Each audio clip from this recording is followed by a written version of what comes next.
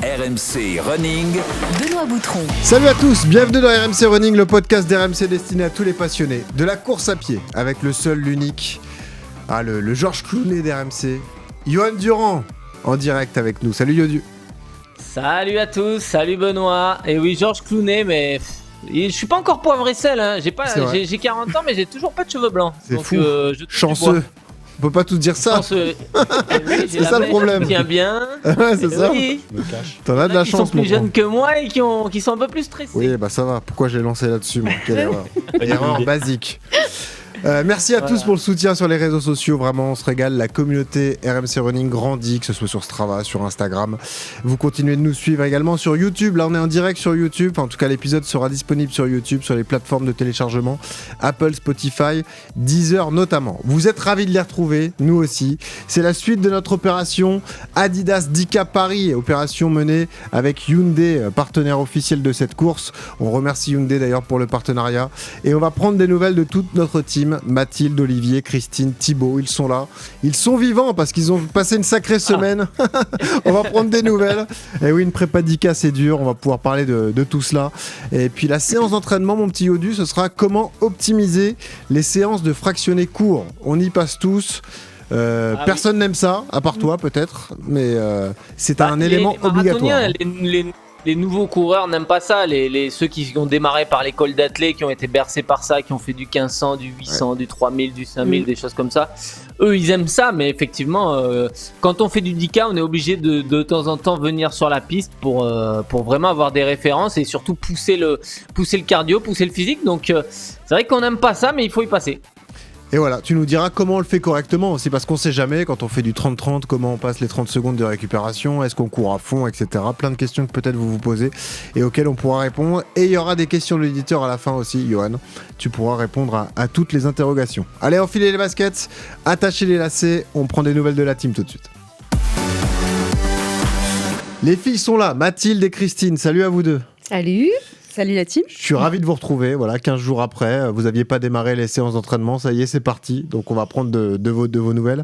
Olivier est là également à mes côtés, salut Olivier. Bonjour. Voilà, il est là.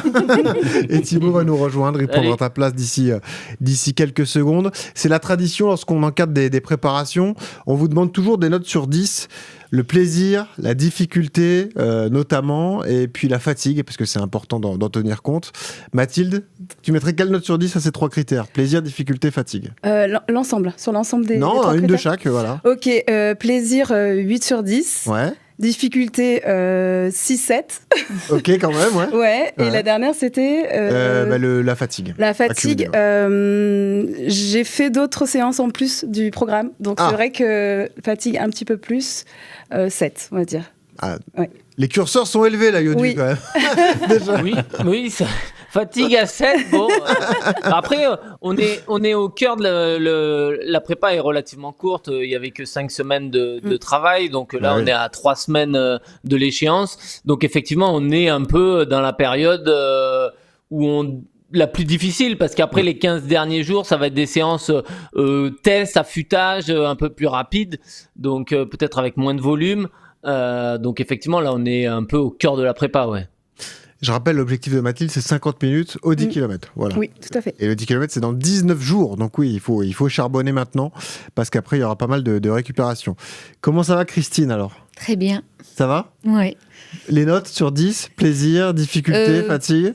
Plaisir, 8, je dirais. Difficulté, 6,5. Quand même. Ouais. Okay. C'est dur une semaine après le marathon quand même. Bien sûr. Il a attaqué fort, Flo.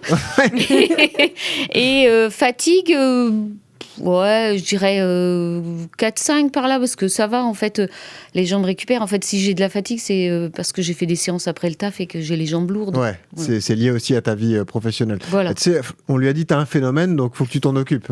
Il t'a pas loupé. On a fermé les yeux sur le marathon, hein. On a dit, vas-y, elle a pas fait de marathon, le lundi, bah oui. c'est comme si t'avais pas fait de marathon. Il était voilà. Exactement. Mais il savait, ça a été le run de récup. Il y a eu le run de récup mercredi. Ouais.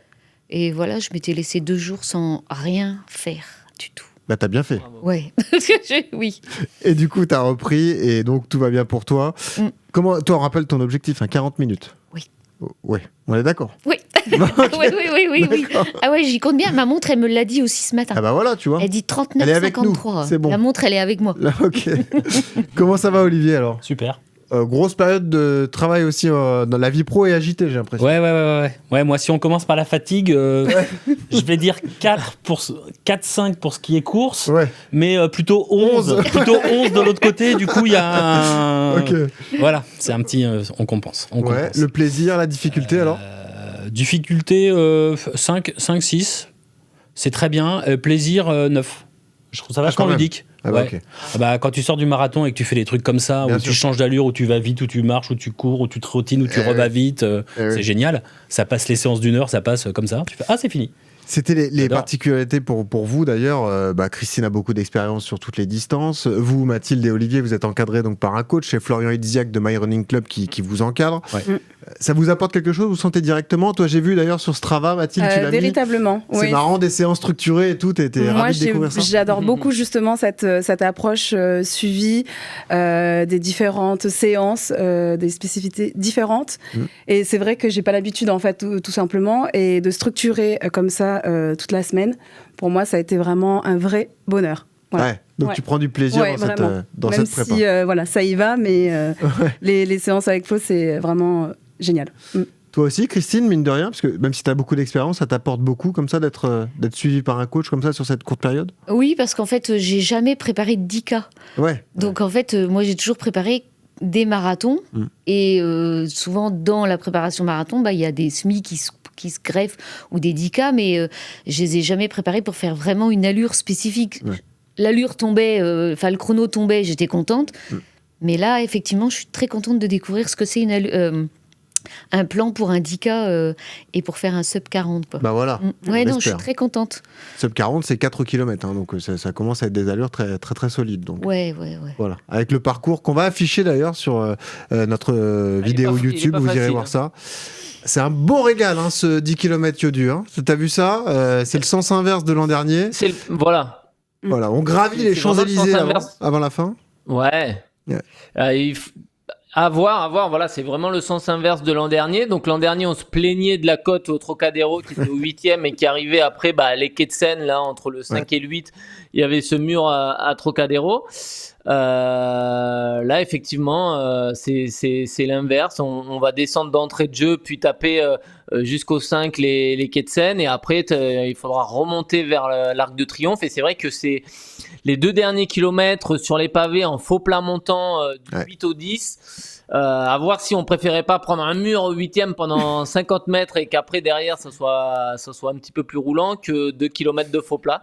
Là, c'est ceux qui vont y participer qui pourront juger, Vous l'avez vu le parcours Olivier, ça te fait peur ou pas ? Ou tu te dis non ? Non, pas du tout. Pas du tout. Déjà, ça tourne comme quand je suis sur piste. Ah voilà, donc ça me rappelle la piste. Quand je regarde à la télé, les coureurs et coureuses, ils courent dans ce sens-là. Donc voilà. Je sais pas pourquoi, mais ça me fait moins peur 1,5 km de faux plat montant que l'Alpe d'Huez au 8. Que l'année dernière. C'est ça. C'est vrai que c'était sec. Si ça se trouve, comme j'ai pas d'appréhension, j'y vais comme ça. Mais c'est le sentiment que j'ai. Voilà. Peut-être que je me plante. Je vous dirai ça là bientôt. On fera une étude détaillée dans les prochains épisodes du parcours. Méfiez-vous toujours si vous préparez ce 10K aussi. C'est un succès populaire d'ailleurs parce que là vous allez passer sur les quais, donc sur les tunnels. Ça va te rappeler de bons souvenirs du marathon. Bah oui, c'est ça. C'est-à-dire qu'il y aura des montées-descentes à cet endroit-là. Donc. Et pareil, c'est dans l'autre sens. Oui. Par rapport au marathon. Oui, mais tu montes et tu descends logiquement. Il y a quand même une montée, il y a quand même une descente puis une remontée à chaque fois. Non, mais Yodu, il vaut mieux justement attaquer dès le départ ces petits toboggans-là ou les attaquer à 6, 7, 8. Très bonne question. Non, vaut mieux les attaquer un petit peu frais, tu vois. C'est sûr que tu les passes mieux quand ils arrivent entre le 2 et le 5 qu'entre le 5 et le 8. Effectivement, vaut mieux être un peu frais pour pouvoir relancer justement dans les faux plats montants en sortie de tunnel. Mais c'est juste ces 2 derniers kilos moi qui me font peur pour les coureurs. En plus, faudra avoir le sens du vent, mais si tu chopes un bon vent de face, si le vent arrive de l'ouest, un peu comme au marathon de Paris, là tu te chopes le vent de face et le faux plat montant. sur les Champs-Élysées, sachant que l'avenue est large, le vent peut s'engouffrer relativement facilement, ça peut faire perdre un peu de temps, ouais. On va jeter un coup d'œil à vos profils Strava. Évidemment, j'oublie pas Thibaut qui est dans les stands et qui va nous rejoindre dans un instant. Olivier, on va démarrer par toi parce que tu as été sacré plus belle photo Strava, plus belle photo de profil. Exact. D'ailleurs, ce choix vestimentaire. Voilà. Bah, c'est mon côté écossais. Ouais, c'est mon côté british. Avec la montre qui va avec, bien sûr. Et le t-shirt jaune en dessous. FC Nantes. Ah oui, il y a tout qui va ensemble. Cette photo était prise à La Chapelle-sur-Herbe. Ah ok, bah voilà. Le berceau du football moderne. Magnifique. Nantes maintenu facilement en Ligue 1 d'ailleurs. Les doigts dans le nez. C'est ça, t'as pas les doigts dans le nez. Les doigts dans le nez. On va te briefer sur les titres de tes séances, parce que là, les courses à pied en soirée et les sorties vélo en soirée, ça ne guide pas beaucoup. Ouais, c'est mon côté clubbeur. Voilà. Moi j'avoue, j'ai renommer tout ça. Moi, j'ai triché. Mathilde, elle a été très... J'avoue, j'ai triché, j'ai essayé. Moi aussi, j'ai un peu essayé de modifier. Voilà. D'habitude, Ah non. Et je l'ai pas fait à la première. Il faut nous aider. Ah si, tu l'as fait à la première. Je l'ai fait à la première, hein. Bon. Racontez-nous ce que vous avez fait cette semaine. C'était quoi tes séances, Olivier, alors? Deux tranquilles et trois de qualité. Ouais. C'était quoi les trois de qualité? Il y avait une pyramide. La première de la semaine, c'était séance pyramidale. Ouais. Ah ouais. Moi, je l'ai demain. La nous aussi demain. Nous aussi demain. Mais là, c'était des 100, 200, 300. Oui, c'est ça. Exactement. Ouais. 200, 300, 400. Non, c'était 100, 200, 300, 300, 200, 100, x 3, non? 3 fois. 3 fois, ouais. Pyramide. Normalement, oui. Pyramide, ouais, c'était ça. Pyramide comme ça. Lui. Ouais, si, moi j'ai fait une pyramide. Peut-être qu'Olivier a fait autre chose. Mardi, j'ai fait une pyramide. J'ai trouvé ça vachement bien. Et alors, celle de vendredi, je l'ai plus en tête, mais celle de dimanche, on a commencé à faire un rappel d'allure à vitesse marathon. Ok. J'ai donc sorti des chaussures de course pour commencer à les faire sur la distance. Les Adidas qui vous ont été fournis? Oui, monsieur. Très bien. Oui. Donc hyper bien, voilà, je trouve ça super. Et ben voilà. Ça, c'était dimanche et c'était 6 x 3 minutes. 6 x 3. Ouais, 6 x 3 dimanche. Eh ben. Voilà. Ok. Je les ai faites. Alors, j'ai été hyper surpris parce que je pensais que j'aurais la FC qui irait beaucoup plus haut. Ouais. Et j'ai pas trouvé. Enfin, elle était haute, mais je l'ai pas trouvé si haute que ça. Réflexion intéressante. Tu sors d'une prépa marathon. Est-ce que c'est lié, Johan, à ton avis? Oui, t'es un peu bridé, t'as le moteur qui a du mal à monter. Après, est-ce que t'étais sur tes allures d'IK ou un peu en dessous? C'est ça qu'il faut regarder. Si t'étais sur tes allures d'IK, c'est bien que ta fréquence cardiaque. Oui. Faut pas s'en plaindre. J'étais entre 4. Le premier 3 minutes, je devais être à 4,31, 4,32, donc juste un peu en dessous, et j'ai dû finir à 4,25 ou 4,26, donc un peu plus rapide que le 45 minutes au kilo. Non, bah c'est très bien, c'est bon signe. Ça veut dire que l'allure 10 km, elle semble assez maîtrisée pour le moment, parce que voilà, si ta fréquence cardiaque est relativement basse et que t'as pas l'impression d'être dans les tours, alors après il faut la tenir. Là, c'était un effort de 3 minutes. C'est ça. Donc il faut voir si t'as une dérive sur les dernières répétitions, mais c'est quand même assez bon signe que tu sois pas le couteau sous la gorge avec une FC hyper haute sur des efforts de 3 minutes sur ton allure d'IK, ouais. Oui, t'inquiète pas, t'auras le goût du sang dans la bouche au 10K, de toute façon. Donc ne sois pas trop pressé, Olivier, j'ai envie de te dire. Au 10K à la fin ou au milieu, normalement. Au tunnel. Eh ben, je commencerai à Opéra. Je félicite Mathilde, qui, elle, a de très belles descriptions Strava. Voilà, notamment ce run collectif que vous avez fait avec nos amis du TRC, partenaires de l'événement et de cette belle opération.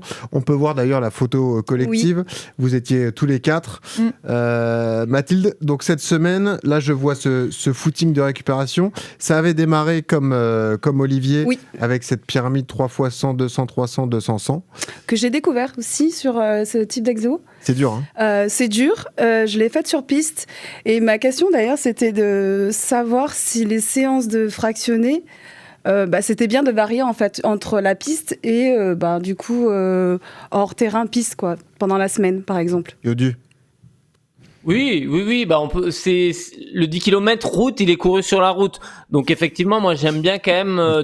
Il faut quand même un minimum 1 à 2 fois par semaine aller sur le terrain sur lequel tu vas courir. Tu ferais un 10 km piste, je te dirais d'aller régulièrement sur la piste. Là, c'est de la route, donc il faut s'habituer à courir sur la route, à courir sur ce revêtement-là, qui est plus ou moins lisse, avec des virages, des choses comme ça, des relances, même des passages pavés.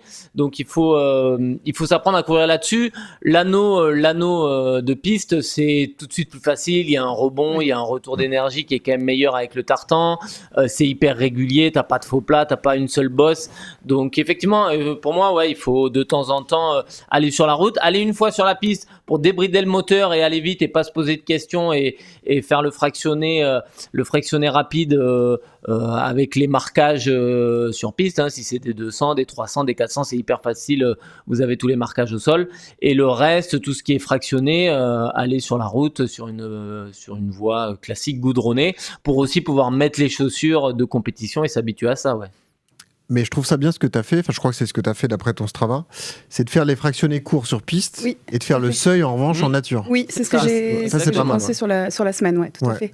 Ça c'est une bonne stratégie. Toi, ta semaine était particulière, Christine. Qu'est-ce que tu as fait comme séance ? Est-ce que tu les as nommées ? Je vais voir si je te mets une bonne note. Je vois des séances de renfo passer parfois, mais est-ce que tu nommes oui, moi je fais beaucoup de renfo. Je me suis laissé quelques jours après le marathon, rien, mais et d'ailleurs je les ai sentis, ils piquaient bien quand j'ai repris. Pourtant, j'en fais toute l'année, mais alors 5 jours sans faire de renfo, mes abdos, ils se sont souvenus que j'étais là, dis donc. Ah voilà. Coucou. J'ai eu, en fait, avec TRC, j'ai fait tranquillou. J'ai pas fait le truc rapide. Et ensuite, j'ai fait 5 fois 4 minutes. Ouais. Un run progressif, où du coup, il m'a mis des 3000, 2000, 1500... à des allures progressives gentillettes, on va dire. Ouais. Et hier, j'ai fait du 6 fois 3 minutes à 85% de VMA. Ah, c'est bien. Donc, ce qui correspond entre 4,6 et 4,12. Et comme disait Olivier, les derniers étaient plus faciles que les premiers. Ah ouais, tu t'es mis en route et en après fait, les jambes étaient lourdes au début, et puis au bout d'un moment, elles se déverrouillent. Mais en règle générale, moi, j'ai besoin de 6 à 7 km pour déverrouiller mes jambes. Ok. Et après, je suis comme un diesel, en fait. C'est le côté marathonienne, quoi. Oui, ça doit être ça. C'est sûr. Ah ouais. Voilà, ça, il faut du déverrouillage. Enfin, il est là, notre Américain à mes côtés. Il est rentré. Oui, ça y est. Il est toujours au chômage pour l'instant, rassurez-vous, mais ça va pas durer. Il est à fond sur cette prépa. Thibaut à mes côtés, comment ça va, Thibaut ? Ça va super, je suis ravi de découvrir les studios de RMC. Ah bah oui, toi qui es grand fan d'RMC. Pour la première fois du coup. Bien sûr, ça te fait quelque chose alors ? Ouais, je suis passé devant les bureaux de l'After, du Moscato Show. Ah bah oui. Des petits souvenirs nostalgiques qui reviennent. Ah voilà. Ça fait plaisir. Et écoute, voilà, c'est aussi la magie de cette opération. Comment ça va alors ? Le jet lag, tout ça, s'est bien passé ? Non, ça va super. J'ai pu enchaîner avec la première semaine de Floby-Wan Kenobi, comme je l'appelle maintenant. On a Maître Yoda, on a Floby-Wan. C'est bon, c'est excellent. Elle est pas mal celle-là. Il nous apprend à manier le sabre laser sur la piste Flo. Donc en tout cas, pour les notes... moi, niveau plaisir, c'était plutôt pas mal cette semaine, je dirais 8-9 sur 10. Ouais. Niveau difficulté, 6-7 aussi, parce que quand même, les petits fractionnés sur piste étaient pas simples. Et puis après, 100 bornes, Thibaut, cette semaine. Ouais, parce que j'ai mêlé la prépa du 10 avec d'autres petites sorties. On va en parler, ouais. Exactement. Et niveau fatigue, 7-8, j'avais un petit peu de courbature après cette semaine. En fait, j'avais jamais fait 100 km de ma vie, donc là, ça commence à tirer un petit peu. Ah oui, d'accord, donc tu es sur des gros volumes. Ouais. Et oui, c'est ça qui est génial dans ton profil, c'est que tu es aussi guide pour des athlètes en e-sport, et tu as fait donc la Paris Saint-Germain en tant que guide pour Arthur. Vous avez terminé 2e d'ailleurs, c'est ça. Donc raconte-nous comment ça s'est passé alors. C'était hier matin, donc départ à 9h de la Fondation Louis Vuitton, un parcours qui est assez plat mais avec 2 belles bosses, donc une petite répète pour la montée des champs début juin, avec le Mont Valérien et la montée de Saint-Germain à l'arrivée. Et donc j'ai accompagné Arthur avec un autre guide qui s'appelle Florent, qui était avec nous aussi. Et puis Arthur a été franchement impressionnant, il a tenu le rythme qu'on s'était fixé, qui était un peu le haute fourchette de 5 au kill. Il l'a tenu tout du long et il nous a même surpris à la fin. Il a lancé un sprint, il nous a semé tous les deux. Ah oui, oula. Non, mais là, t'as peur quand il s'en va, du coup, faut l'accompagner parce que. C'est ça, il a demandé à ce qu'on ne tienne plus la cordelette pour le faire sprinter dans la dernière ligne droite. Donc c'était c'est dingue. C'était assez fort. Et puis il a eu son petit podium mérité à la fin aussi. Donc bravo Arthur.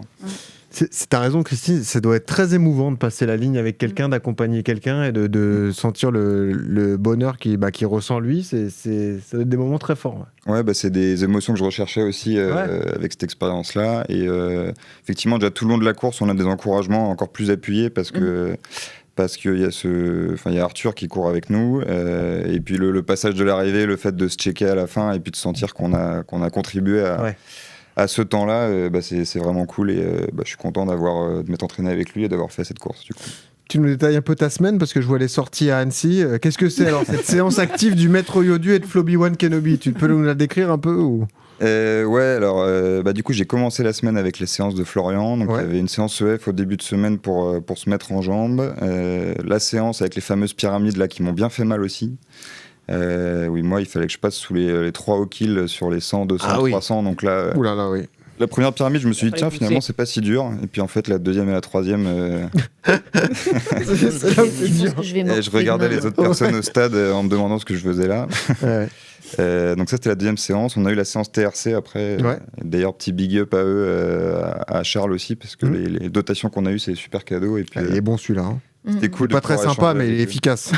Non, je plaisante. Il est adorable. Et on le remercie. Donc, on a eu des super chaussures qui vont nous aider pour le 10K. Et puis après, je suis parti à Annecy pour faire un peu de trail. Encore une fois, pour m'entraîner pour la montée des Champs-Élysées. Ah ouais, carrément. On voit les photos, il n'y aura peut-être pas le même lac et les mêmes arbres. Non, a priori, non. Oui, t'attends pas à ça, hein, en haut des champs. Et t'auras le peignoir d'Olivier à l'arrivée, peut-être. On sait pas. Ah c'est peut-être encore mieux. Hein. Voilà, mais il nous enverra une photo la semaine prochaine. Il veut changer de photo du coup. Voilà, excellent. Je me rappelle, toi, tu l'as fait une fois, d'ailleurs c'était assez récent, tu vises moins de 35 minutes, c'est un chrono que tu as déjà réalisé. Là, tu aimerais te rapprocher des 34 minutes. On est sur des allures donc entre 3,20 et 3,23, c'est ça? Ouais, j'avais fait 34,57 et l'idée c'est encore de grappiller quelques secondes, donc de descendre sous les 3,30, autour de 3,25. T'as fait un peu d'allure spé? Ouais. Là, du coup, avec les premières séances, oui. Et puis, je sors d'une prépa marathon où il y avait des fractionnés assez courts avec ces allures-là aussi. Et puis, le 10K est assez frais parce que c'était décembre dernier. Donc, c'est des allures dont je me souviens encore. Maintenant, il va falloir bosser encore 3 semaines avec Flo. Avant de passer à la séance et de parler du fractionné court, les filles, Thibaut, est-ce que vous avez des questions spécifiques à poser au Maître Yodu, qui est quand même le chef de Flo, parce qu'on parle de Flo, mais le patron c'est lui, donc c'est lui qui décide. Oula. Est-ce que vous voulez demander quelque chose sur la semaine qui vous attend, notamment qu'est-ce que vous allez faire cette semaine? Vous le savez déjà ou c'est pas défini? Si, moi j'ai déjà, je sais que je fais pyramide demain. Pyramide demain alors, ok. Ouais, tu ça la va connais bien. La pyramide? Oui, c'est j'ai sur Nolio que je commence à apprivoiser. Alors, je sais pas, ça me fait des doublons de séance. Nolio, c'est l'application de coaching qui vous permet de voir les entraînements que vous allez réaliser. Et je sais que ça va piquer demain parce que je suis un peu, je crois, en dessous de l'allure visée du 10K. Ok. Un truc comme ça. Attends, ce que ça donc tu tirer plus vite que 4 kilos alors? Ouais. Alors, prévu demain. 300, 400, 600, 600, 400, 300, je crois. Il sait tout, le mec. Il sait tout. Ah, je sais tout. Et ça, Donc, c'est une séance qui va durer 5,2 km de VMA. Voilà. Et ça rame, et je crois que j'ai vu aux alentours de entre 3,50 et 3 quelque chose. Mais là, ça rame, j'ai du mal à voir. L'allure, voilà. Ouais, je suis en dessous de 4, ça c'est sûr. Ok, c'est ça que t'as noté. Donc je sais que ça va piquer. 4, c'est ton allure 10 km. Donc, oui, voilà. Donc là, oui, c'est ça. Je suis entre 3,53 et 3,58. Ouais. Donc, je suis 3,58, on va dire, c'est le max. C'est le plus rapide. Pour être vraiment sûr d'être un sub 40, c'est 3,58. Quoi. Ouais. Donc, ça va piquer. Mathilde, tu sais un peu, non? Non, pas encore. Pas encore. Ouais. T'attends la surprise? Oui, j'attends la surprise du chef. Oui. T'as une autre question pour Yoann? On attendait le débriefing. Ouais, c'est ça. Non, moi, c'est vrai que c'est sur les séances. Pareil, je pense que j'ai un profil plutôt semi-marathonienne. Moi, je pense que c'est au démarrage, sur les séances de fractionné. Je me posais la question, c'est vraiment, même sur la première série, de vraiment y aller à fond. Et c'est là où je me sens un peu plus limitée parce que c'est pas dans mon allure, en fait, pas dans mon timing. Et c'est la question que je voulais savoir, c'est de savoir si effectivement le conseil c'était de partir en fait rapidement pour atteindre l'allure, voilà. Alors, pour les séances, je pense que ça va dériver un peu sur la séance d'après, sur la séance comment réussir son fractionné court. Mais c'est vrai que l'échauffement sur ce type de séance, il est ultra important. C'est-à-dire que à la fin de son Oula. Ah ouais, j'ai réussi. Il y a des feux d'artifice derrière. Tout le monde te fait ton anniversaire en fait, encore. ça, c'est parce que il a un iPhone. Je crois que c'est des fonctionnalités d'iPhone. Tout à l'heure, on a vu un petit pouce passer. Oui, c'est Fais un pouce, Johan. Eh oui. Ah non, bah tu vois. T'es là. Vous irez voir ça sur YouTube si vous nous écoutez. De la Miniamal. C'est ça. C'est incroyable. Je suis en feu derrière. C'est fou. Il y a des feux d'artifice. Tout ça pour revenir à nos moutons, c'est l'échauffement. L'échauffement, il est super important et je pense qu'il faut mettre des choses en place pour faire monter le cardio et être suffisamment bien échauffé parce que c'est sûr que sinon, sur le premier 100 ou sur la première répétition de fractionné, bah, vous avez l'impression de vous mettre un peu le couteau sous la gorge et que vous vous dites, mais jamais je vais tenir la séance. Et bizarrement, les derniers fractionnés sont plus rapides et vous êtes plus à l'aise. Oui. Et ça vient d'un échauffement qui est peut-être pas assez poussé. Peut-être il faut mettre. Moi, je fais toujours des lignes droites sur 100 ou 200 mètres. J'en fais 3 ou 4 des lignes droites assez poussées pour faire monter le cardio avant de démarrer la séance de fractionné. Mais après, c'est pas bien grave si tu démarres un peu en dedans. L'important, c'est quand même de finir vite. Moi, c'est le conseil que je donne, surtout aux débutants. C'est sur des séances de fractionné, de pas toujours partir trop vite et de partir un peu en dedans. C'est pas gênant, ouais. C'est toujours l'impression qu'on a, c'est de démarrer un peu trop doucement et puis après de finir un peu plus vite. Et c'est vrai que dans mon cas aussi, ça m'arrive souvent, Johan, c'est de pas assez t'échauffer, pas faire ces lignes droites. Et c'est vrai que tu perds un peu les premières séries, ce qui est un peu dommage sur ton exercice qui est prévu. C'est que tu vas mettre 2 séries à te mettre dedans, alors que finalement, tu seras déjà rentré dans ta série. 2 séries pour te chauffer, ouais. Ouais, c'est ça, exactement. Et mon coach travaille avec la fédération là sur un nouveau protocole d'échauffement et pour les 10 km, enfin pour les distances de 30 minutes, je pense que je vais l'essayer ce protocole-là. Il me donne 4 minutes dans l'échauffement, 4 minutes allure course. Donc tu fais 20 minutes de footing, derrière 4 minutes allure course et après tu fais allure course, c'est-à-dire allure 10K et après tu as la course. Ouais, 4 minutes à l'allure de ton 10 km. Donc moi ça me ferait 4 minutes courues à 3 au kilo, tu vois. Donc c'est quand même ultra poussé. Avant ta course. Et avant ta course. Après tu as 5 minutes pour faire retomber la pression, retour au calme et après tu as ta course. Ah ouais. Et ça, c'est les derniers protocoles. Ça serait vraiment de monter la machine, monter le curseur avec 4 minutes à l'allure course avant sa course. Mais tu crées déjà une petite fatigue, tu vois. Mais on peut te le laisser, ça te dérange pas? Tu t'essayes et puis tu me tiens au courant? Ok. On fait un débrief la semaine prochaine. C'est ça. C'est fou. En fait, tu fais un 1 km avant le 10 km. Ah ouais, laisse tomber. 1 km allure course avant ton 10K. Incroyable. Thibaut, t'as une question pour le maître Yodu avant qu'on attaque la séance ou pas? Pas de question, mais j'avais, dans mes séances de la semaine prochaine, j'ai du quotidien, donc dimanche. Je n'ai jamais fait ça encore, avec un EF assez soutenu le matin et des pyramides le soir.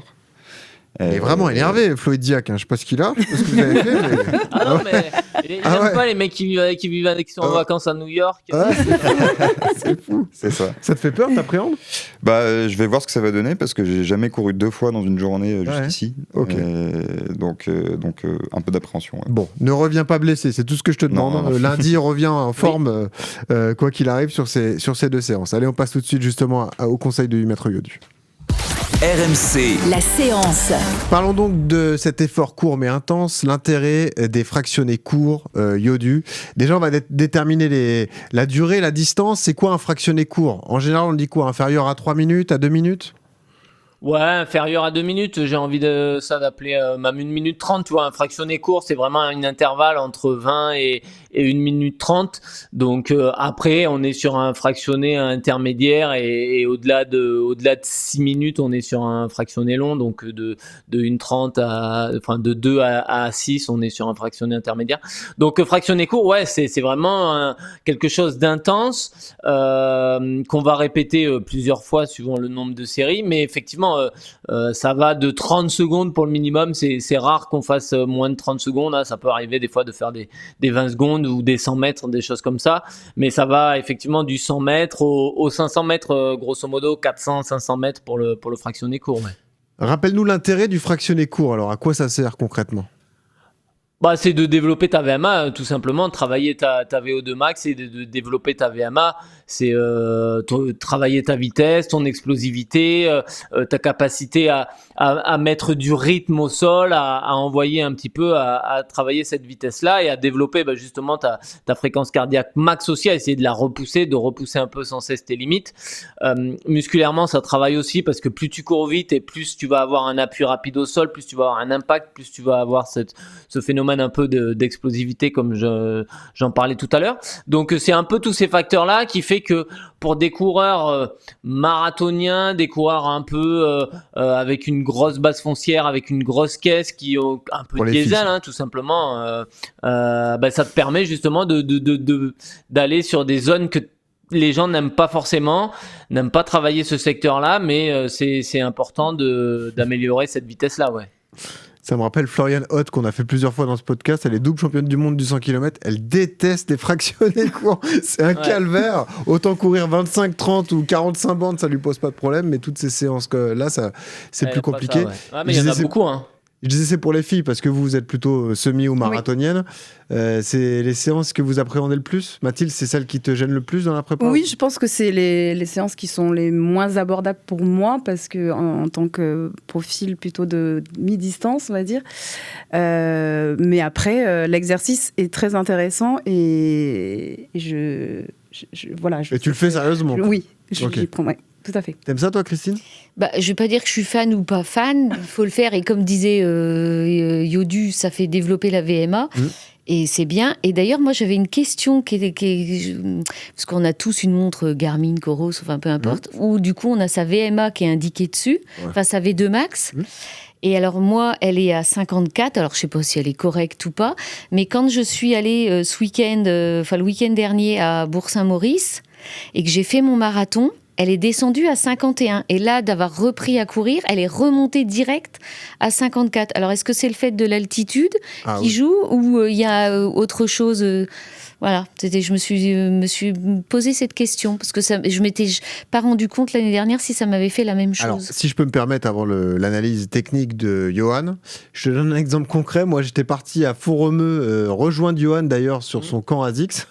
On avait fait un footing de 10 km autour du lac de Matmal à Font-Romeu. J'avais perdu 4 points de VO2 max. Un footing incroyable. T'avais la courbe, tu sais ça. Et dès le lendemain, j'étais retourné sur Paris et hop, c'était remonté direct. D'accord. Donc c'est l'altitude, ça joue. En fait, c'est ta fréquence cardiaque liée à l'allure de ton footing, je pense. Et l'altitude peut-être aussi. Aussi, ouais. C'est ça, exactement. Okay. L'altitude a un effet forcément sur tes entraînements, sur tes performances. On le voit bien, un footing à 4,30 en pleine, je te dis une bêtise, t'es à 130 pulses, 4,30 à 2000 mètres d'altitude, tu seras à 150, tu vois, ou 145, à 10-15 points plus haut. Donc du coup, la montre, elle le calcule et elle synchronise par rapport à ça. Et effectivement, après, c'est logique qu'elle soit revenue à des valeurs plus ou moins normales quand t'es revenu par chez toi. Mais après, je sais pas exactement comment est calculée la montre. Enfin, si la montre c'est vraiment fiable, tu vois. Je me suis jamais vraiment penché sur ces données-là parce que pour calculer sa VMA, il y a rien de mieux qu'un test de VMA autour d'un terrain. Et pour sa VO2, c'est pareil, il vaut mieux aller en laboratoire, le faire sur tapis avec un masque, avec un professeur, des scientifiques qui vont vraiment calculer vraiment le moment où il y a une chute en termes de performance. Donc voilà, je pense que c'est quand même à prendre avec des pincettes toutes ces données des montres. Ouais. Johan, c'est fractionné court comme ça, si on prend du 30-30, après on parlera du fartlek, mais on ne sait jamais à quelle vitesse les courir. Comment on détermine une vitesse de 30-30 par exemple? C'est 100% de ta VMA, voire 105% de ta VMA, c'est très simple. Ton 10 km, on sait qu'il va être à peu près couru à 90% de ta VMA. Et donc, le fractionné court, de 30 secondes à 1 minute, c'est pas loin des 105% entre 100 et 105%. 1 minute, t'es à 100% de ta VMA. Et entre 1 minute et 1 minute 30, t'es à 95% de ta VMA. Donc, effectivement, ça, c'est pour ça que les tests VMA sont quand même super importants de les faire pour se connaître, pour connaître ses allures. Mais voilà, alors dans la séance de VMA, il y a quelque chose qui est hyper important, c'est la récupération. Ça, on n'en a pas parlé parce qu'effectivement, le but, c'est de stimuler un peu ton système cardiovasculaire en faisant des intensités. Mais la récupération, elle va être ultra importante parce que sur une récup pincée, sur une récup courte, si tu fais du 105% de VMA, je peux te dire qu'à un moment donné, ça va commencer à coincer si la récup, elle est pincée. Donc effectivement, il faut voir quelle est l'idée derrière la séance. Est-ce que la récup est suffisamment longue pour pouvoir mettre vraiment de l'intensité et pouvoir pousser la machine en poussant sur des allures rapides, mais ça veut dire que derrière, admettons si je fais des 1 minute, il faut qu'il y ait 1 minute de récupération derrière si je veux pousser, tu vois. Si on Quand tu dis récup, c'est de la récup active marché ou c'est de la récup petit footing? Ouais. Moi, je pense que la bonne récup sur ces séances de fractionnés, surtout pour des coureurs qui viennent du long, c'est de la récup basse intensité. On sait qu'ils sont capables de faire des récup actives parce que c'est des gars qui ont une grosse caisse et qui sont capables de maintenir les efforts. Là, le but, c'est de te pousser le plus loin possible. Donc, plus tu vas faire des récup lentes et plus tu vas être capable sur les efforts de pousser la machine. Donc, pour moi, il faut trottiner de façon très légère. Ne pas marcher parce que marcher, je trouve que t'engorges les jambes et c'est presque pire que de trottiner doucement. Mais trottiner doucement, vraiment très facile pour pouvoir enchaîner et répéter les efforts. Je trouve ça intéressant sur des coureurs, sur des marathoniens, enfin sur les 4 profils qu'on a de sportifs. Moi, c'est vraiment le conseil que je donne, c'est de faire des récup vraiment très cool. C'est pareil sur le fartlek, on sait jamais, on a parlé des pyramides avec les filles, avec Olivier, avec Thibaut. Comment ça fonctionne? Comment on détermine les allures dans ces cas-là? Si tu fais du 200, 300, 400, 500, évidemment ton allure 200 mètres va pas être ton allure 500 mètres. Ou alors tu vas le payer sur la deuxième répétition. Forcément, à un moment, ça va piquer. Donc, c'est quoi? Tu laisses le corps agir et tu t'adaptes en fonction de tes sensations, ou pour te rassurer, tu détermines des allures au préalable et tu essayes de les garder pour avoir une séance cohérente? Alors, si on fait une séance de fartlek, ça veut dire jeu de vitesse, ça veut dire que c'est forcément en nature, sur la route ou dans un parc. Et dans ce cas-là, effectivement, t'as pas le temps de passage, t'as pas la mesure, c'est moins facile de mesurer que quand t'es sur une piste. Mais effectivement, moi, je pense que le fartlek, ça veut dire, je l'ai dit, ça veut dire jeu de vitesse. Donc, faut aussi laisser les sensations faire et faut pousser, faut courir un peu aux sensations. Si tu as peur de ça, tu peux te donner un intervalle. Hein. Tu vois, tout à l'heure, on parlait avec Christine de son intervalle. Elle sait qu'elle va devoir courir entre 3,52 et 3,58. Et ben voilà, c'est entre cet intervalle-là qu'elle va devoir faire sa séance. Si elle est bien, ça sera peut-être 3,52. Et si elle est pas bien, ça sera 3,58. Et effectivement, des 200, tu vas forcément aller plus vite que sur des 500. Et inversement, c'est comme ça que tu dois gérer. Mais après, je pense que la récupération, pour moi, pour des coureurs, je me répète, mais effectivement, pour ce genre de coureurs, il vaut mieux faire l'effort de courir la séance de fractionné à 17 et de faire une récup à 11 km/h que de faire sa séance de fractionné à 15 et sa récup à 13. Tu vois, je trouve qu'il y a plus de cohérence quand on vient du marathon et qu'on veut préparer un 10 km, de pousser la machine sur les efforts et de faire des récupérations très courtes, très faciles, que un peu mixer entre les deux, ouais. Et après, je te dis, même sur des 200 ou des 500, t'as quand même des chronos. Tu connais, s'il faut connaître sa VMA et en fonction de ça, tu détermines les chronos sur lesquels tu dois courir. Mais si tu cours en nature, il suffit que tu prennes une bosse, tes chronos, ils veulent plus rien dire. Hein. Il est bon ce coach. Hein. Voilà, il est là, il a réponse à tout. C'est galère pour vous de gérer les fartlek d'ailleurs, les 200, 300, 500. T'arrives toi Thibaut à gérer tes allures ou comment tu fais? Je découvrais ça, donc c'est pas simple, notamment sur des 100, 200 qui sont quand même assez courts, d'essayer de mettre le curseur au bon endroit entre alors pour moi un 2,55 ou un 3,10.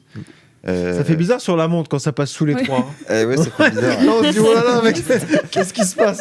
Et ça fait bizarre aux jambes juste après. Ouais, c'est ça.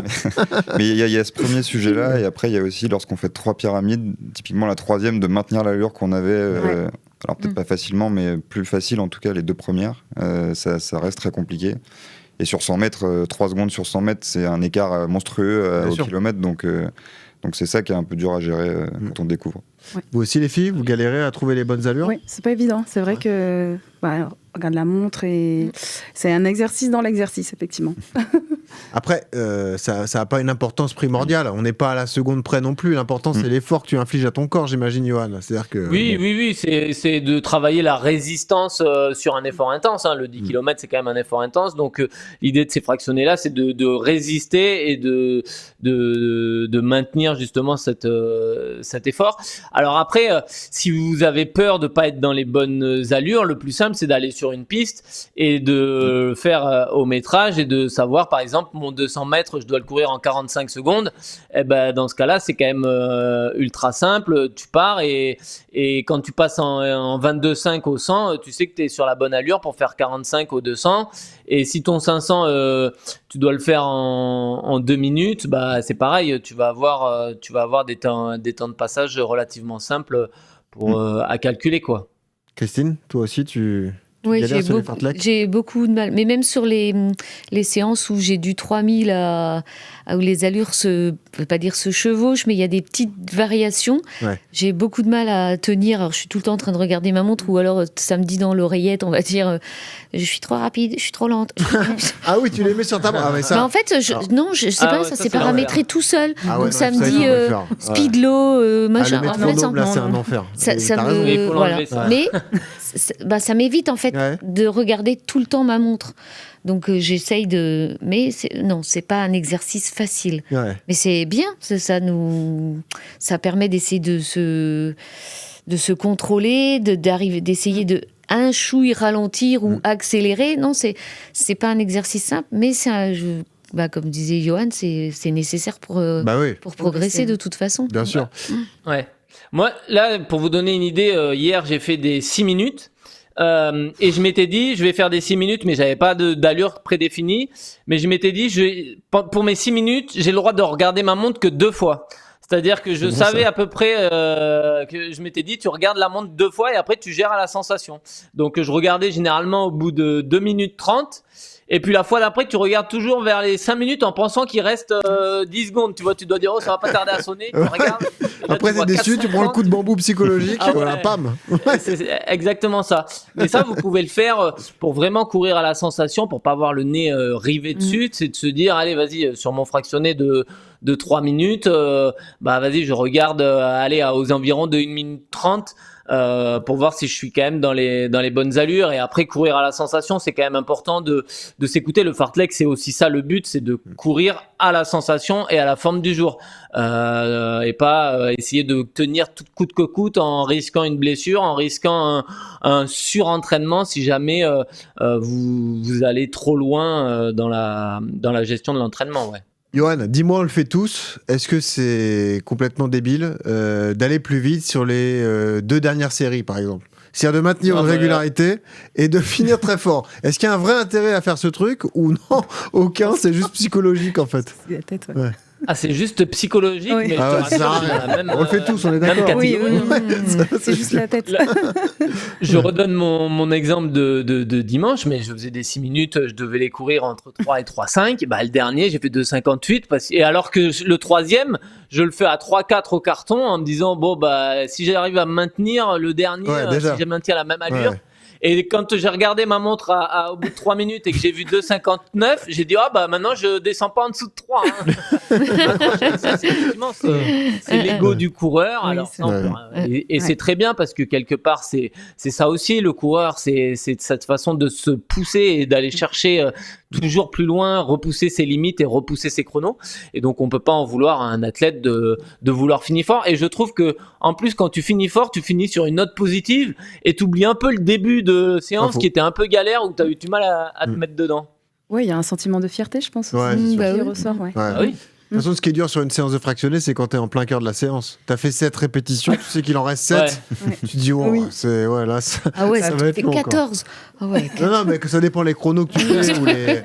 Tu sais, il y a les séances classiques, Johan en donne souvent, mais les 10 x 400, je sais pas, les 6 ou 7 x 1000. Ouais, c'est vrai que quand tu es à la moitié, tu te dis, ça va être long encore. Est-ce qu'il y a des pièges à éviter? J'ai déjà fait la moitié. Ouais, oui. Voilà, moi je partir du positif. T'as raison. Vous avez la bonne vision. Les pièges, c'est vraiment ce qu'on a dit tout à l'heure, hein, à savoir le mauvais échauffement. C'est-à-dire que sur des séances de fractionnés courts, autant sur un marathon ou sur des efforts intenses, tu peux progressivement mettre la machine en route et progressivement faire chauffer un peu la machine. Autant sur du fractionné court, l'échauffement il est quand même primordial. À cause du risque de blessure, parce que effectivement, si tu pars sur un 100 mètres en 20 secondes sur ta première répétition et que t'es un peu pas bien échauffé, que t'as une petite douleur à l'ischio et que il fait froid dehors, je peux te dire qu'à tout moment ça peut terminer en claquage l'histoire. Donc s'échauffer comme il faut en faisant monter le cardio, ça c'est quelque chose à bien prendre en compte. Et après ne pas partir trop vite sur les premières séries. Pour le coup ça c'est l'erreur souvent du débutant, c'est sur les premiers fractionnés de partir trop vite ça nous est tous arrivé aussi, même 5 à 10 secondes plus vite que ce qui était prévu, et ben ça généralement tu peux le payer cash. Et après l'autre point à éviter, c'est de négliger justement la récup entre les blocs, entre les séries, de les courir peut-être un peu trop vite, et du coup t'as du mal à pousser justement la machine sur les efforts. On a tous connu ces séances où soit on va pas au bout du fractionné parce qu'on est parti trop vite au départ, soit c'est totalement décrescendo. Et là on des débutants ça. Ouais, c'est ça. Ouais, ça arrive. Mais c'est si des ça erreurs t'arrive à faire. Encore à non. Non, mais moi j'ai un défaut, c'est que même si j'écoute tes conseils toutes les semaines, souvent je marche sur les récup de fractionnés courts. Alors qu'il faut pas. Non, après je préfère que tu marches que si tu les courais trop vite. Hein. Ouais. On voudrait pas. Ouais, marcher c'est dommage, c'est tricher, non ? C'est pas tricher. Marcher c'est tricher, ouais. J'ai lu ça aussi sur un truc marcher. Mais non, ça m'est arrivé moi aussi de marcher sur une récup parce qu'il fait super chaud. T'as un mec qui s'arrête. Vous êtes parti trop vite, vous êtes cuit, hein. C'est ça, le mec qui passe dans le dos là, il tape dans le dos. Allez, accrochez-vous. Ouais, c'est ça. Quand t'es autour d'un lac et que tu doubles un gars, mais que tu t'arrêtes, t'es en reprise, et puis lui il repasse, c'est pareil, tu le redoubles. Vous parlez même pas, mais ça énerve les deux, tout ça. On connaît ces situations, bien sûr. Ou quand t'es en fractionné, puis qu'il y a un gars qui se met à côté de toi parce qu'il veut tenir l'allure, bien sûr. Oui. On connaît tout ça, Johan, t'inquiète. Donc, si j'ai bien compris, la clé d'une séance de fractionné court, c'est la bonne allure et surtout la régularité. Il faut que toutes les répétitions soient faites à peu près aux mêmes allures, aux mêmes intensités. On parle pas de fartlek, là, on parle vraiment de séances régulières, quoi. Ouais, bien calibrer ses allures, gestion d'allure, une bonne récupération plutôt cool pour vraiment pousser la machine le plus possible, de pas négliger l'échauffement, c'est vraiment la clé pour bien réussir son fractionné court. Ouais. Et l'effet court, on parle vraiment d'intervalle, je le redis, mais entre 20 secondes et 1 minute 15, 1 minute 30 d'effort. Ouais. Il a été bon, il a été parfait et il a reçu beaucoup de questions, mon petit Yodu. Il y a plein de personnes, plein d'auditeurs d'RMC Running qui ont tenu à te poser des questions, à commencer par Geoffrey. Question blessure, parce que c'est ton autre spécialité. Tu vas voir, il a un problème, une blessure qui perturbe sa préparation de 10 km. Écoutez. Salut l'équipe. Alors je vous sollicite pour quelques conseils à cause d'un début de périostite qui vient s'immiscer dans ma fin de prépa 10K qui aura lieu dans moins de 2 semaines. Et en fait je voulais savoir comment adapter mes entraînements pour à la fois me préserver et quand même arriver pas complètement sans rythme à la course. Voilà, merci à vous. Aïe, la périostite, Yodu. Ouais. Alors la périostite, je pense que le mieux déjà c'est d'aller écouter l'épisode spécial qu'on avait fait sur cette pathologie-là il y a quelques mois. Ouais, il y a c'était peut-être même quelques années parce que c'est vrai que le temps passe. On dit pas ça, on n'est pas si vieux. Non, c'était l'année dernière, je crois. C'était l'année dernière, bon. Ouais, la périostite, en fait, c'est une inflammation de la membrane qui entoure l'os au niveau du tibia. Et ça, c'est vrai que c'est classique chez les coureurs. Pas débutants, mais généralement c'est souvent quand même le cas. Ceux qui courent qui n'ont pas l'habitude de courir, la répétition des chocs, l'augmentation trop rapide du volume d'entraînement, tu vois, ou une intensité trop élevée. Généralement, c'est pour ça que ça peut être une blessure de débutant. Des chaussures aussi qui sont mal adaptées. Courir sur des parcours durs, des bitumes un peu durs, style route, vaut mieux peut-être essayer de privilégier les sentiers. Moi, ce que je peux lui conseiller, c'est déjà d'aller voir un kiné, de faire le point avec lui, peut-être un podologue pour avoir des semelles orthopédiques orthopédique, d'avoir une bonne paire de chaussures. S'il est blessé, d'aller maintenir son niveau de cardio sur des sports portés, je le redis toujours, mais le vélo et la natation ou l'aquajogging ou l'elliptique sont des sports parfaits pour maintenir un niveau de forme physique ultra intéressant. Et après, ça va être du renforcement avec son kiné, de renforcer justement les muscles du tibia et des mollets pour faire en sorte qu'ils soient capables de soutenir cette contrainte. Peut-être de aussi essayer de modifier sa foulée, hein. Peut-être qu'il y a une attaque talon, une pronation plutôt forte généralement chez ces coureurs-là. Donc essayer d'améliorer un peu sa technique de course, sa pose de pied, de faire du renforcement, de pallier sur des sports portés. Et puis voilà, après, moi je peux que lui conseiller de consulter quand même un kiné qui mettra en place tout un protocole. Mais effectivement, c'est une douleur qui revient relativement souvent chez les coureurs. Hein. Et qui est insupportable apparemment. Qui est moi, dur. J'ai jamais connu ça. Elle fait mal. Hein. Apparemment, ça fait très mal. Elle est persistante. Hein. En plus, ouais. Autre question, cette fois ça concerne le marathon. C'est une question de Kevin Yodu pour toi. Salut la team. D'abord, un grand merci à toute l'équipe et bien sûr au maître Yodu pour tous les conseils prodigués semaine après semaine. Ah ouais. Alors moi, j'ai commencé la course à pied un peu sur le tard, à 35 ans, il y a 2 ans et demi, en parfait sédentaire. Et sur un coup de tête, je me suis lancé dans une prépa marathon plutôt longue de 7 mois, qui m'a permis de boucler mon premier marathon en 3h10. Oh. Le mois dernier, j'ai couru mon 3e marathon à Paris en 2h51, à presque 37 ans. Aujourd'hui, je commence à rêver doucement de casser les 2h30 un jour, dans quelques années peut-être. Du coup, ma question pour le maître Yodu, c'est jusqu'à quel âge peut-on espérer progresser sur marathon ? Et sur quoi faudrait-il que je concentre mes efforts pour continuer à m'améliorer ? Sachant que je n'ai jamais préparé de distance plus courte que le marathon, est-ce que ça vaudrait le coup de partir sur un objectif 5 ou 10 km dans l'optique de progresser ensuite sur marathon ? Merci d'avance. Top sa question. Ouais. Très intéressant. Top et très intéressant et bravo à lui parce que les chronos sont vraiment bons. Alors sur l'âge effectivement. Ouais, sur l'âge, effectivement, j'ai envie de dire qu'il n'y a pas forcément d'âge pour ne pas progresser. Ça va dépendre vraiment de l'âge auquel tu as commencé et où est-ce que tu as situé tes records. Un début tardif, quelqu'un qui démarre la course à pied à 40 ans, je suis sûr qu'à 50 ans, il sera au sommet de sa carrière et il continuera à battre ses records à cet âge-là. Donc, ça dépend vraiment de l'âge auquel tu as démarré. Moi, typiquement, j'ai commencé à 15 ans, donc battre mes records aujourd'hui à 40, c'est un peu compliqué. Donc, plus tu démarres tard, grosso modo, et plus tu as des chances de t'améliorer avec l'âge. Pourquoi ? Parce que tu vas prendre de l'expérience. Le marathon est une discipline d'expérience, tu as une meilleure gestion de l'allure, une meilleure gestion de l'effort, une meilleure gestion de la nutrition, une meilleure gestion du mental et toutes ces choses-là. Donc tu vas forcément progresser. Effectivement, après, il y a l'optimisation du plan d'entraînement aussi, c'est-à-dire que quelqu'un qui démarre la course à pied, il découvre des choses et son corps découvre des choses aussi. Donc aller le stimuler comme il l'a proposé en allant chercher du cours, en allant chercher des RP sur semi et sur 10 km, ça peut être un axe de levier hyper intéressant pour faire moins de volume, pour moins risquer de se blesser, mais par contre, d'un point de vue cardio et tout, je pense que ça peut être un bon levier pour bien progresser.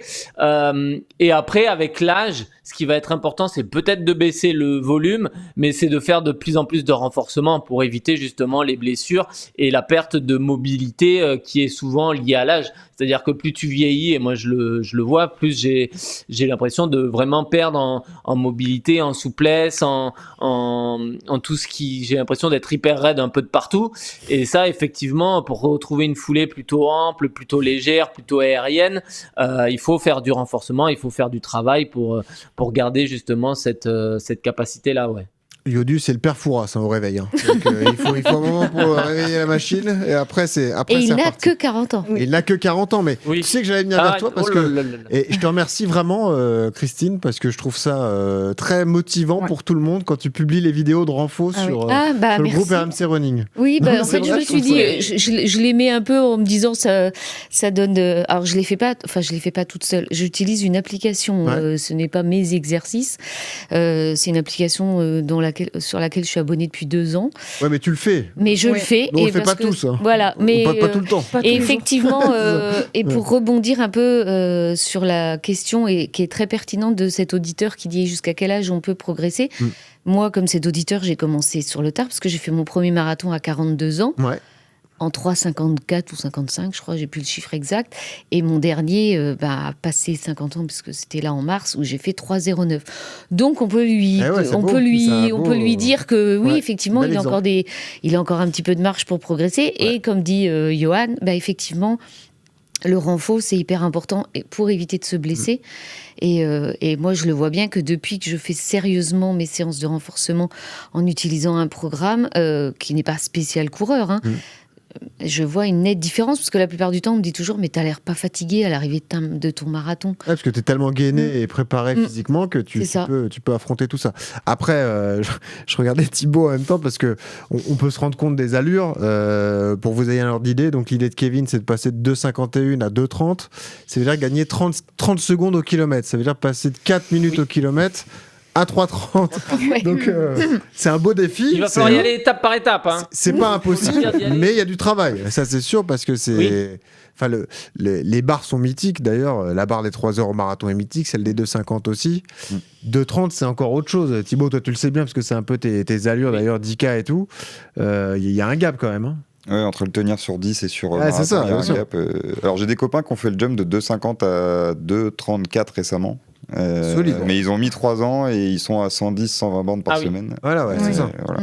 Ouais. C'est eux qui ont un peu ouvert les portes mentales de l'under 3 heures pour moi. Donc. Mais c'est bien. Non, mais ça prouve que c'est pas impossible, mais il faut être conscient de l'investissement que ça va demander. Quoi. C'est ça que je voulais dire à Kevin. Exactement, ouais. Et il faut avoir un plan d'entraînement relativement intelligent, avec de la régularité, avec une récupération, avec une hygiène de vie, pour atteindre son plein potentiel. Effectivement, s'il a démarré il y a quelques années, tu sens qu'il y a du potentiel chez ce gars-là, parce qu'il a déjà il est passé de 3 heures et quelques à 2h51. Donc effectivement, mais par contre, ça va demander un peu de temps, et justement, il faut qu'il prenne le temps, parce que c'est un conseil quand même que je donne ici assez souvent. La progressivité dans l'entraînement, c'est quand même la base si tu veux pas te blesser, et la blessure, il y a rien de pire pour freiner une progression. Johan, t'as été parfait, et la team a également été parfaite. Un grand merci à tous les 4. Je remercie Olivier qui est parti ranger son peignoir et qui nous l'amènera la semaine prochaine. Voilà, on retrouvera dès lundi. Merci à Thibaut qui est rentré des États-Unis rien que pour nous. Voilà, donc merci. Bonne séance d'entraînement. Merci les filles, merci Christine, merci Mathilde. Merci. On est content de voir que vous vous régalez dans cette prépa. J'espère que ça va durer. Écoutez, il n'y a pas de raison. Soyez bien sérieux, appliqués, et il ne faut pas en faire trop aussi. C'est peut-être le conseil qu'on peut vous donner, parce que ça reste une distance délicate, mais bon, vous avez beaucoup d'heures de course à pied derrière vous et ça devrait passer. Merci Maître Yodu, t'as été très bon comme d'habitude.